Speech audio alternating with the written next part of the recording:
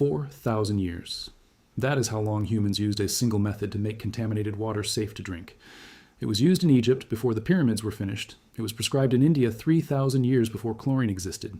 It traveled with Phoenician sailors. It sat in the kitchens of Persian nobles, Roman generals, and the average peasant in 1940.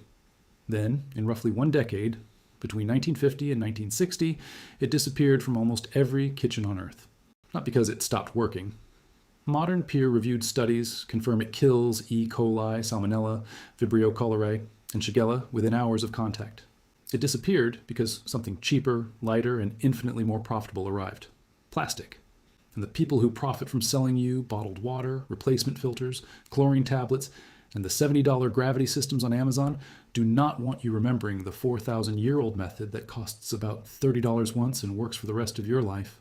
This is not folk wisdom. This is documented chemistry, documented archaeology, documented public health data from before public health was an industry.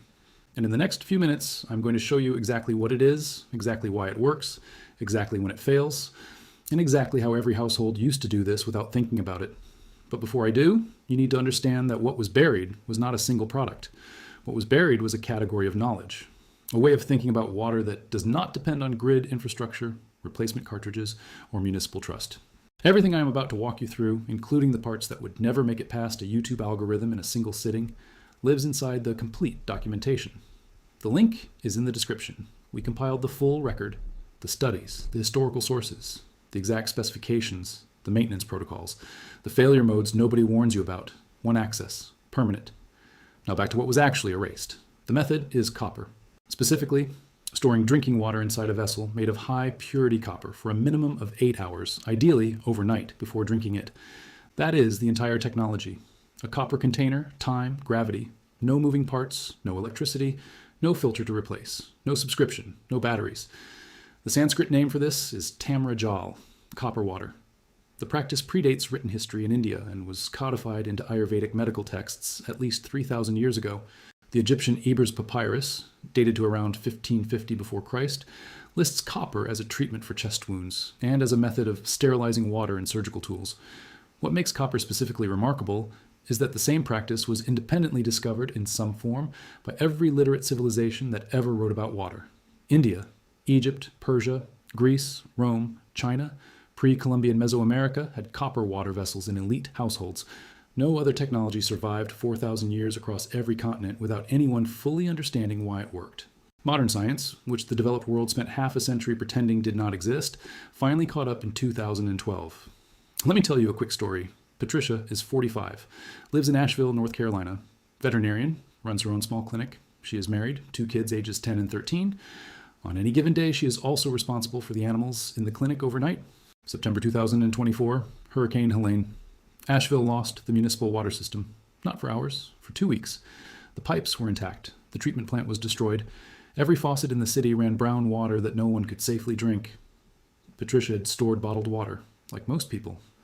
The standard recommendation, 1 gallon per person per day for 3 days. She had 9 gallons. She had 4 humans, 6 animals, and 14 days. By day 3, she was rationing. By day 5, she was driving to a National Guard distribution point and waiting 2 hours for 2 cases. She watched elderly neighbors not be able to wait 2 hours in the heat. A neighbor, a retired chemical engineer, gave her the documentation after the water came back. Patricia read the section on filtration first. Then she read the section on the older methods. She learned about copper and the oligodynamic effect for the first time at the age of 45. Today, April 2026, Patricia has a layered system in her basement. Ceramic gravity filtration for sediment and parasites. Copper vessels for overnight bacterial reduction on her stored water. The combination cost her under $200 total and processes from her creek indefinitely. She does not want to need it again, but the next time it fails, she does not drive anywhere. The complete documentation costs less than 3 cases of bottled water on the 3rd day of an emergency. 7 days money back guarantee, link in the description. When the grid fails, knowledge doesn't. Back to the science, the piece that was buried. The mechanism is called the oligodynamic effect. The term was coined in 1893 by a Swiss botanist named Carl Nageli, who was studying why metal vessels seem to keep water fresher than ceramic ones. He discovered that certain metals, particularly copper and silver, release ions into water at low but biologically active concentrations. Those ions bind to the cell membranes of bacteria. They disrupt the membrane. They penetrate the cell. They generate reactive oxygen species inside the bacterium. They denature its enzymes. They damage its DNA. The bacterium does not survive this, and it does not have a defense. Because copper toxicity to single-celled organisms operates on a chemical level the cell cannot evolve around. Everything from the exact copper purity to look for, to the studies showing kill rates against specific pathogens, to the maintenance schedule that prevents patina from blocking the effect, to the medical conditions that should not use copper water at all, to the regional water sources where copper alone is not enough, lives inside the complete documentation. Link in the description. 7 days, money-back guarantee. Now let me walk you through how this method worked for 40 centuries before it was forgotten. The first written reference to copper for water sterilization appears in the Ebers Papyrus, recorded in Egypt around 1550 before Christ. The papyrus is a medical document. It describes copper as both an external antiseptic and a method of preparing safe drinking water for the sick. The Edwin Smith Papyrus, slightly older, describes copper applied directly to surgical wounds. The Egyptians did not understand bacteria. They understood that copper made water safe and made wounds heal cleaner. They were correct on both counts. In India, the practice was older. Ayurvedic tradition holds that drinking copper water in the morning balances the 3 doshas, but underneath the doctrine is something far more practical. Indian water sources, particularly seasonal river water and shallow wells, were heavily contaminated with diarrheal pathogens. A culture that drinks copper-stored water has a measurably lower mortality from waterborne disease. The Karaka Samhita, codified between 300 before Christ and 200 after, describes the practice in detail. Vessel material, storage time, time of day for consumption, cleaning protocol. The instructions read, when translated, like a modern lab procedure. Persian armies carried silver and copper vessels into the field. Herodotus, writing in the 5th century before Christ, observed that the Persian king Cyrus had water boiled and stored only in silver containers for his personal use during long campaigns. He did not know why. He knew that those who drank that water did not get sick. Roman water systems used copper alloys at multiple points. The aqueducts themselves were stone, but the household vessels, the cooking pots, and many of the storage cisterns inside private homes were copper or copper bronze. Roman shipping records list copper drinking vessels as standard issue for legions stationed in regions with poor water, including North Africa and what is now southern Germany. Greek physicians, including Hippocrates and later Galen, prescribed copper compounds for ulcers, eye infections, and what they described as putrid water. The recommendation was always the same: store the water in copper, drink it the next day. By medieval Europe, the practice had become household standard, although the Christian framing replaced the Vedic one. A copper water pot was simply a thing that everyone owned, and everyone knew the morning water tasted different than the night water. They did not know about ions. They knew the water was better. Norse settlements in Greenland, excavated in the 20th century, contained copper water vessels alongside iron tools. The metal was rare and expensive in that climate. They used iron for everything else. They used copper specifically for water. This pattern, every continent, every literate civilization, the same metal, 4,000 years of unbroken use, ends in the second half of the 20th century. Suddenly, almost completely. What killed it was not science. Science had not yet examined it. What killed it was a combination of 3 economic forces that arrived simultaneously after World War II. The first was plastic, specifically polyethylene and polypropylene, mass-produced from petroleum byproducts at a fraction of the cost of any metal. A copper vessel that lasted 30 years was replaced by a plastic bottle that cost 20 cents and was thrown away. Industry cannot sell you a vessel you keep for 30 years. It can sell you bottles forever. The second was the global scale-up of municipal chlorination. Chlorination is a brilliant public health technology. It scales. It is cheap per gallon at the city level. It allows centralized authority over water quality, but it also creates a single point of failure, because the moment the treatment plant goes offline, every household connected to it has 0 protection. The Asheville plant in 2024 is one example. The Flint, Michigan crisis is another. The boil water advisories that hit roughly 7 million Americans every year are the routine version. The third was the marketing of stainless steel and aluminum as modern, hygienic, scientific. Copper was reframed during the 1950s advertising boom as old-fashioned, dirty, primitive. Aluminum was sold as the kitchen of the future. Within a single generation, in roughly the decade between 1950 and 1960 in the developed world, and somewhat later in India and parts of Asia, the copper vessel went from universal household item to forgotten antique. None of those 3 forces is a conspiracy. Each one made local economic sense. But the combined effect was that a 4,000-year-old technology, with documented antimicrobial properties that modern science would later confirm, was erased from common knowledge in roughly 10 years. and replaced with a system that requires faith in centralized infrastructure that, as the last decade has repeatedly shown, is not actually that reliable.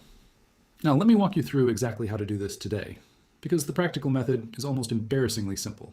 Step 1. Acquire a copper vessel. The technical specification matters. You want pure copper, not copper-plated steel, not copper alloy, not copper-coated aluminum. Look for 99% or higher copper purity. The vessel should be unlined inside.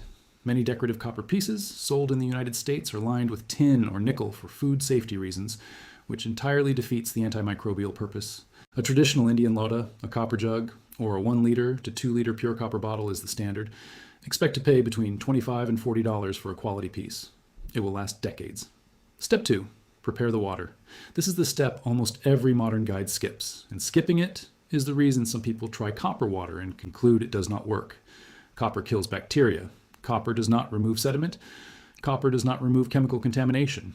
Copper does not deactivate viruses with the same reliability it has for bacteria. Copper does not soften hard water. You filter first. Ceramic gravity filtration, or a simple sediment plus carbon pre-filter, removes the physical and chemical load. Then you store the pre-filtered water in the copper vessel. Step 3. Store for at least 8 hours. 12 is better. Overnight is the traditional recommendation, and the studies support it. The 2012 study by Sudha and colleagues, published in the Journal of Health, Population and Nutrition, found that copper vessels reduced E. coli, Salmonella, and Vibrio cholerae to undetectable levels in moderately contaminated water within 16 to 24 hours of storage at room temperature. Step 4. Drink in the morning. The traditional Ayurvedic recommendation is the first glass of water in the morning on an empty stomach. The bacteriological reasoning is straightforward. Maximum contact time has occurred overnight, and the water is at peak antimicrobial activity. Step 5. Maintenance. Copper develops a green or blue patina over time, the result of oxidation and reaction with acids and minerals. Patina blocks ion release and reduces effectiveness. You clean the inside of the vessel weekly with a paste of lemon juice and salt, rinse thoroughly with hot water, and let it dry. The vessel returns to active state. The medical caveats matter. People with Wilson's disease, a genetic condition that causes copper accumulation, must not use this method. Pregnant women should consult a physician before adopting daily use. Children should not consume large volumes of copper water. The World Health Organization upper limit for copper in drinking water is 2 milligrams per liter, and a properly used copper vessel stays well below that, but extreme overuse, such as storing acidic beverages in copper, can cause acute toxicity. Beyond those exceptions, this is one of the cheapest, most durable, most field-reliable methods of bacterial reduction in stored water that has ever existed. A $30 copper vessel, paired with a basic ceramic filter, gives a household a water system that does not require electricity, does not require replacement cartridges, does not require trust in any municipal authority, and operates indefinitely. The regional considerations matter too. If your local water source is hard with high mineral content, the copper will form patina faster and require more frequent cleaning. If your source is acidic, such as some well water in the Pacific Northwest or parts of New England, you must be more cautious about copper leaching, and overnight storage rather than longer is the safer protocol. If your source is suspected of viral contamination, copper alone is not sufficient, and you must boil first, then store. The documentation walks through every regional variation. And for households serious about water independence, the layered system is the gold standard. Sediment pre-filter to remove particulates, ceramic gravity filter to remove parasites and most bacteria, copper vessel for final overnight storage and bacterial polish, boiling reserved for confirmed contamination events. Each layer addresses what the previous layer cannot, and the entire stack costs less than $200 and runs without grid power.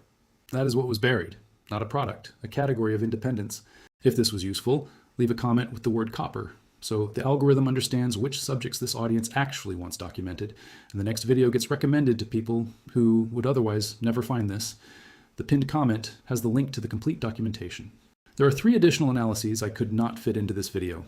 The first is the protocol for combining copper with silver storage for higher viral and protozoan reduction, which is what the Apollo missions actually used to keep astronaut water safe in zero gravity for weeks at a time.